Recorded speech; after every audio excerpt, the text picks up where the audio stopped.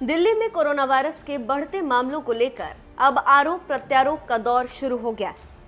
सुबह state disaster management authority के साथ हुई बैठक से निकलने के बाद सिसोदिया ने कहा, मीटिंग में चर्चा हुई है कि 12-13 दिनों में कोरोना मामले दुगने हो रहे। इस हिसाब से 31 जुलाई तक दिल्ली में 5.5 लाख केस हो जाएंगे। कोरोना के बढ़ते मामलों पर शाम को उपराज्यपाल अनिल बैजल ने सर्वदलीय बैठक की। इस बैठक से निकलने के बाद बीजेपी दिल्ली के नए अध्यक्ष आदेश गुप्ता ने कहा कि केजरीवाल सरकार दिल्ली के लोगों में डर का माहौल पैदा कर रही है। 15 जून तक 44,000 केसेस होंगे और करीब 6,600 बेड्स की आवश्यकता होगी। 30 जून तक 1 लाख केसेस पहुंच जाएंगे और 15,000 बेड्स की आवश्यकता होगी। 15 जुलाई तक करीब 2.25 लाख केसेस हो जाएंगे और 33,000 बेड्स की आवश्यकता होगी और 31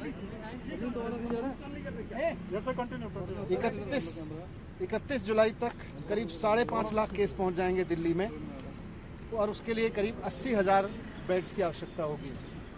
ये तब है जबकि अब तक थोड़े दिन पहले तक लॉकडाउन चल रहा था और अभी तक दिल्ली के हॉस्पिटल्स में दिल्ली के ही जो निवासी हैं, वो चाहे कहीं से भी, जो आदमी आज दिल्ली में रह रहा है वही दिल्ली के हॉस्पिटल तक आ पा रहा था, जो दिल्ली सरकार के है वो प्राइवेट हॉस्पिटल्स हैं।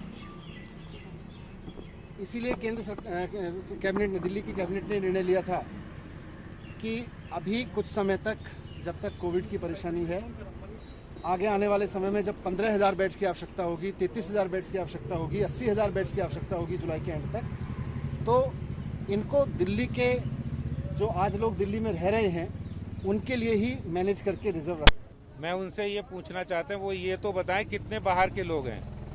आप ये बताइए, दिल्ली में जितने केसेस हैं, जितने पड़ोसी राज्य हैं दिल्ली के, चाहे उत्तर प्रदेश हो, राजस्थान हो, हरियाणा हो, हिमाचल हो या पंजाब हो, कुल मिलाकर जितने केस हैं उससे ज़्यादा दिल्ली में है।